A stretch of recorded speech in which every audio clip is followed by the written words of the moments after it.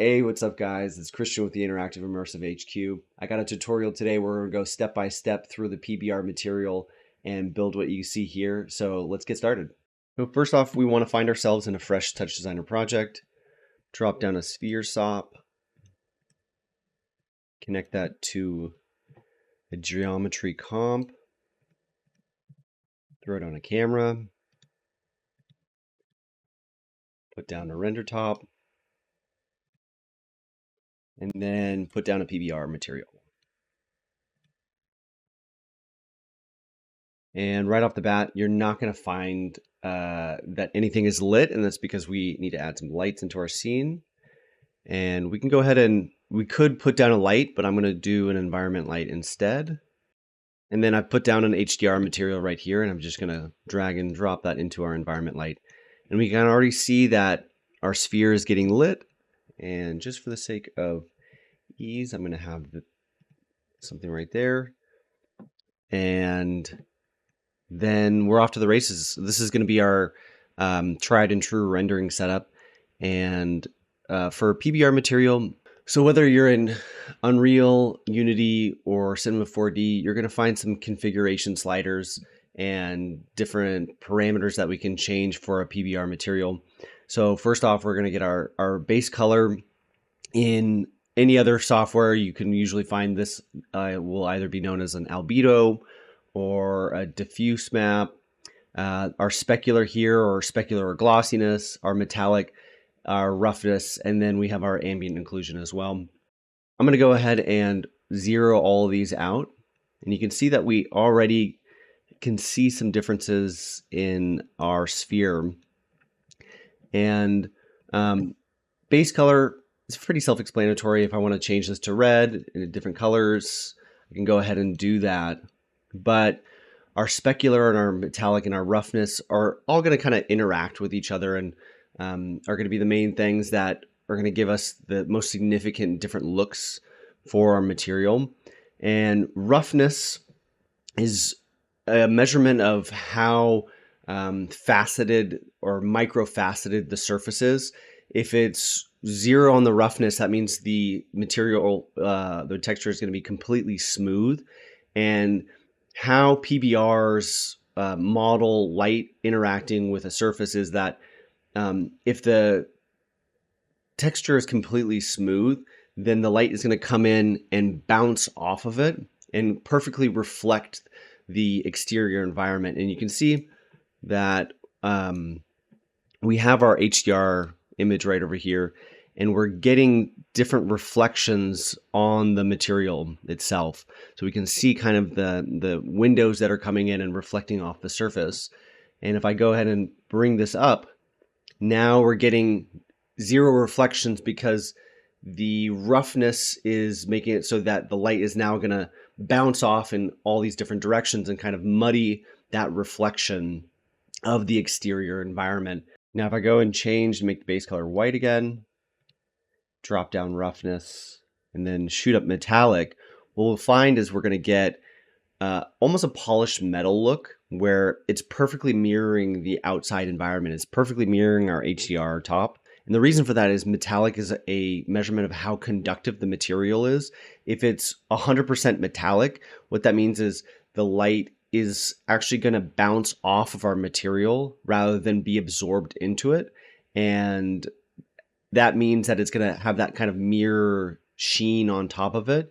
But if I bring up the roughness, it's going to kind of create a weird, almost not correct look for any sort of like actual object, because what that's making it is so that the object itself is completely rough. That means that none of the light is reflecting in the same direction, but the metal is perfectly reflecting everything as well. So it doesn't give it quite the right look to it.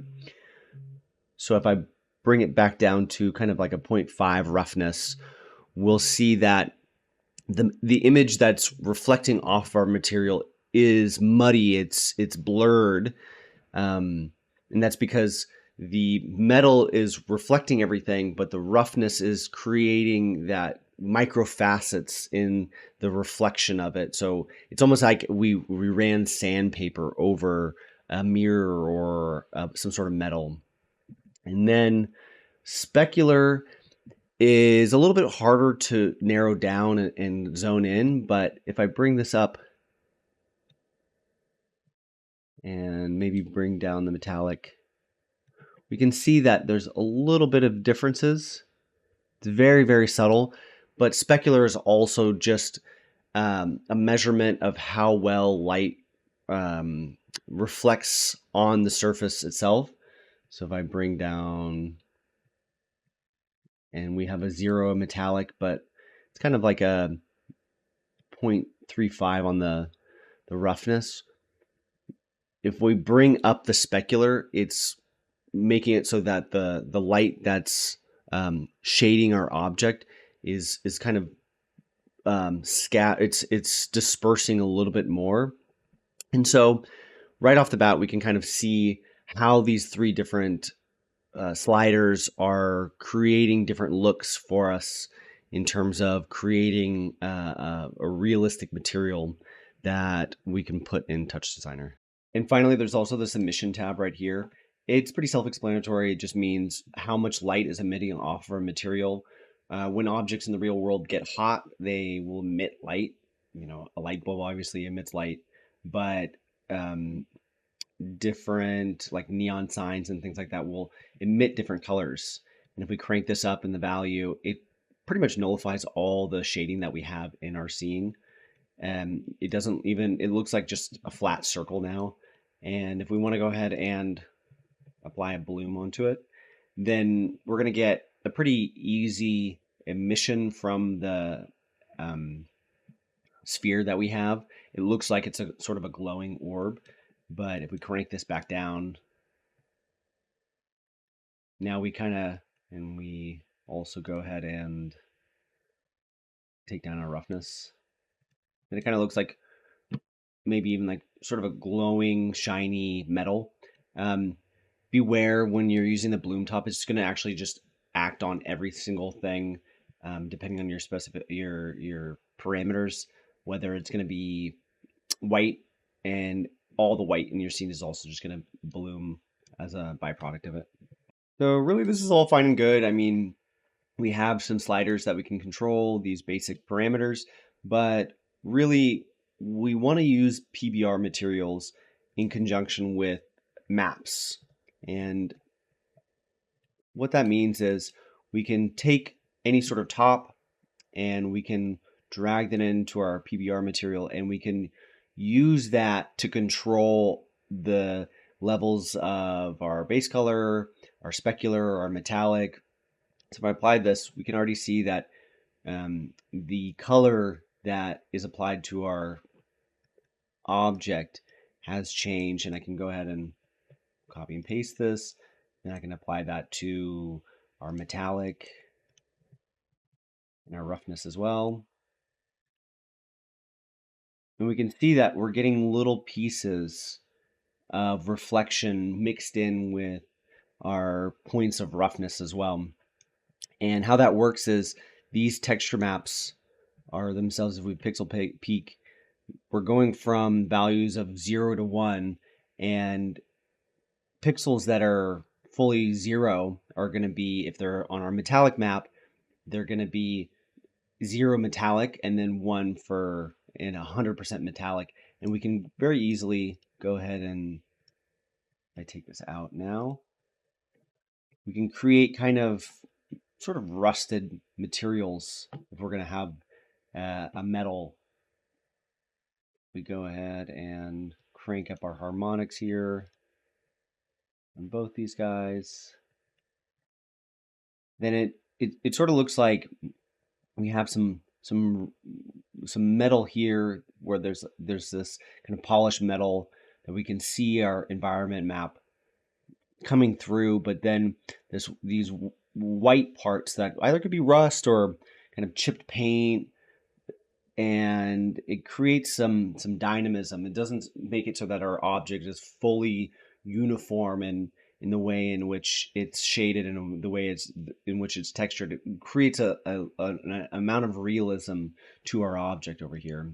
Now, if we look a little bit closer into these tabs, we can see that all our old friends are here. We have our base color, our specular, our metallic, roughness, ambient occlusion, but we have right here this normal map. And if we try and do the same sort of thing and pull this into our normal map, we'll get an error, and it's saying that the SOP doesn't have any tangent attributes. So we'll have to go ahead and plop down this attribute create node in between and have tangents. And it looks really strange. And anybody who's familiar with normal maps knows that they don't come in the variety of 0 to 1, but they have differing values for R, G, and B. And we have a normal map top over here that's going to convert this map right here into the kind of values that we want. So if I go ahead and pull that in, it's going to add a little level of depth to it, because a normal in 3D geometry is the vector direction from the surface of our sphere that's pointing directly opposite to the surface, and it's pointing completely outward. And so normal maps are a way for us to control the way that normals are calculated on the surface of our object, and they can create not the smooth sphere that we've been working with, but something that has bumps and divots and valleys and peaks onto it, and create a much more interesting surface to it. But if you'll notice, it's not operating on all the vertexes of our object, but just purely on the surface of the object. We're not distorting any of the geometry itself, but just the texture, and creating an illusion of depth, an illusion of faceting of the surface. So not only can we create generated maps, but we have access to using the kind of free PBR, physically based rendering resources that we find online. And there's tons and tons of resources and sites that are dedicated to releasing PBR maps, like this one, Ambient CG, which is a lot of free maps that we can use. We have some polished metal, we have some tiled floors, it looks like we have some concrete over here. And also we have ones that offer free PBR materials, as well as some paid for access. So I've gone ahead and downloaded 2 different textures, one from Ambient CG, it's this asphalt material, and I have this black patterned wall panel from CG Axis. So I've gone ahead and opened up the asphalt material, and I'm going to drop down the color and the roughness. You'll notice that there's a normal GL and a normal DX. This is just a difference in the way that the normal map is interpreting the Y direction. DX is going to be green is Y negative, and GL is going to be Y positive. So I'm going to go ahead and use normal GL instead. And we can use the ambient occlusion as well. Now, if I go ahead and drag all these in and then put them in their associated places, roughness to roughness, normal to normal, and ambient occlusion to ambient occlusion. Now, I didn't cover ambient occlusion, but the too long didn't read version of it is that it's a rendering technique for objects to have a more realistic lighting, because there is divots in parts of the object that are going to occlude the lighting sources of other parts of the texture, and it just kind of brings a little bit more added depth to the scene. And we can see that we have a fairly good concrete material. You'll notice that we didn't get any metallic map, and I'm guessing that's because concrete is probably uniformly not metallic. It's not very reflective. So if we bring it all the way down to 0, we kind of get a pretty close, pretty good concrete material here. Bring it up a little bit, and we can dial that in. Nothing is perfectly reflective, and nothing is perfectly non-reflective. The real world doesn't really deal with absolutes in most cases. So kind of zone it in and use your best guess and your best, use your eye to kind of feel out what feels right and what feels the most realistic for your specific scene. Doing the same thing with our other material, we can plop down the different maps that we have, and we see that we have a lot more options to choose from. We have our metallic map, we have our glossiness map, we have our OpenGL and normal map over here. OpenGL is also Y positive, and it's going to be the one that we're going to use as well. And we're going to use roughness. We don't have to worry about reflection for now. And I'm going to go ahead and drop down another PBR material and connect this one up. Normal to normal, metallic to metallic,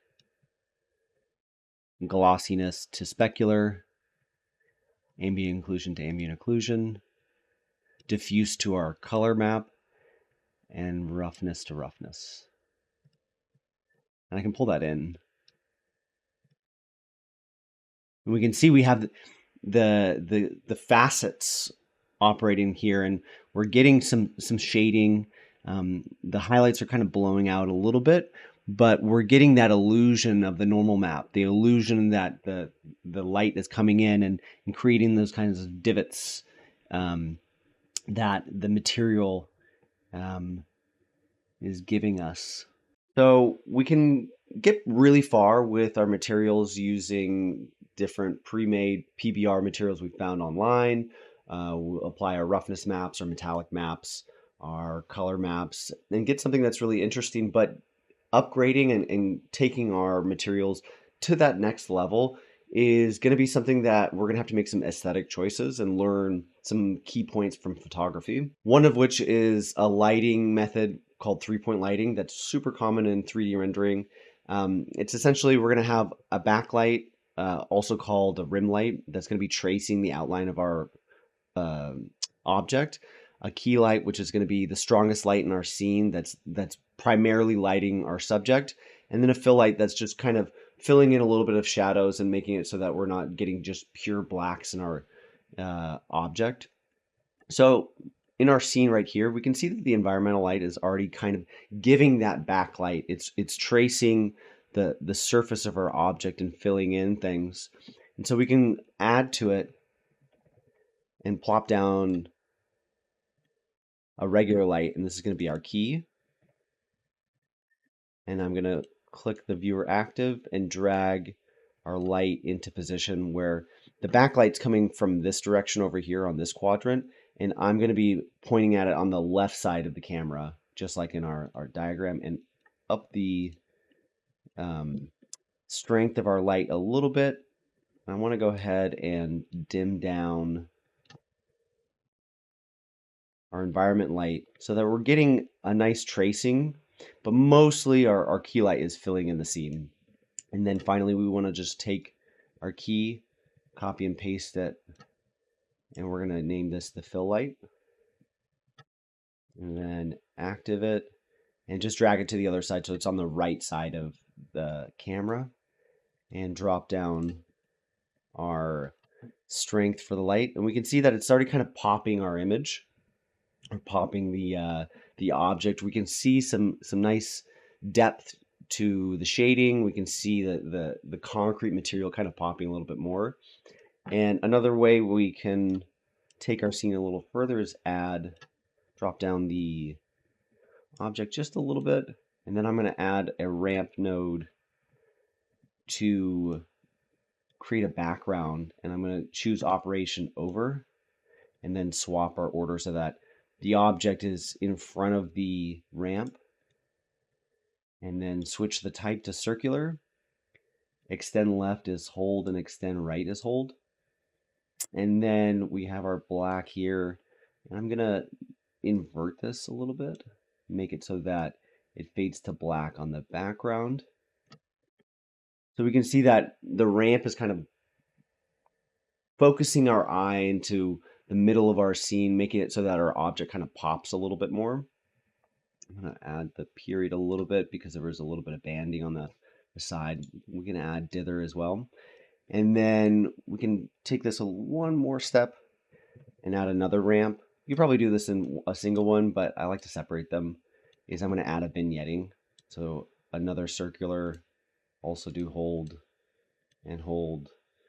And then this one, we're going to have a black value, but the alpha is going to be all the way down. And this is also going to be over. And then we're going to go back into this tab, make this black as well, and the alpha is going to be up. You can kind of change that. And again, it darkens this. We could have done this in one, but I like to separate them a little bit more. And then also add the period just a bit and funnel that into a null. And this is going to be our output null. We can also add a little bit of post-processing here and just add a bloom top. Go in here, and we don't have any pure whites, but we can see it's popping a little bit. And add bloom intensity.